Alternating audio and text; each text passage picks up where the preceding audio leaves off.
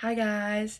For those of you who don't know me, I'm Danielle DeLisa and I'm going to be informing you guys today about Scott McCloud.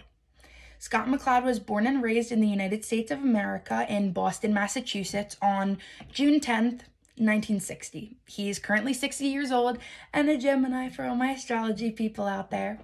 He's a lecturer, an author, and above all else, a cartoonist. He was the head writer for the Creators Bill of Rights, which is a document protecting the rights of comic book creators and their work. He has visited and toured all 50 US states, and he's the creator of the 24-hour comic movement, which began in 2004.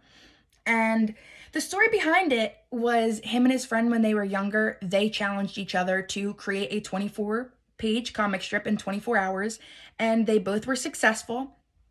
And now Scott started it, and every year it happens. It's various locations. This year it was in October, and he started that.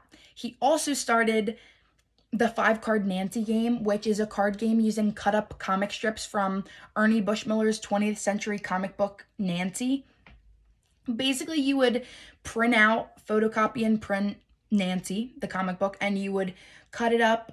It's kind of like a collage thing, and then you place it on cards. You can play with up to 3 players, and the moral of the game is using the mishmash of comic book strips. You have to try and create the best comic you can out of the 3 of you, and then you judge and decide together which one you think is the best. His first work was Zot. It ended up being a series, so it came out in 1984, and the last one came out in 1991. His most recent work was a graphic novel called The Sculpture, and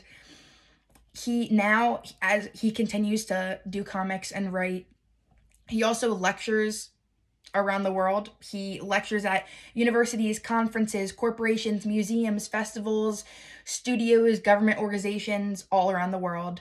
And just to give you a little taste of what kind of people he's visiting, he's given lectures at Harvard, MIT, TED conferences, Stanford, Google, NYU, Pixar, you name it. And his lectures are typically an hour. They are all strictly picture-based. No words. He syncs it up to do the pictures as he's saying the words. It's pretty cool. He's a great speaker, very smart. He also does seminars at colleges. Some days it can be a 2 to 3 day seminar. It could be a 5-day. His first one was a 5-day comic seminar at the Minneapolis College of Art and Design.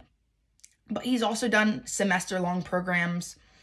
And his pieces include, these are nonfiction. He does the Understanding Comics, which was from 1993, Reinventing Comics in 2000, Making Comics in 2006, and then this led to Making Comics 50-state tour, which was based off of him touring the United States, and then there was a Google Chrome comic.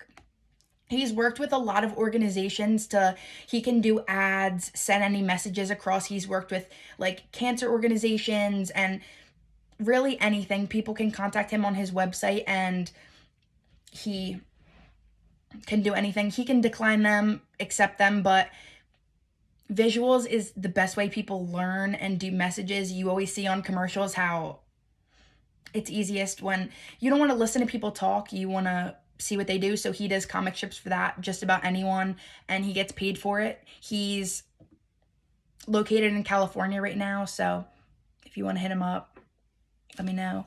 If you have any questions, please let me know. Thank you for listening.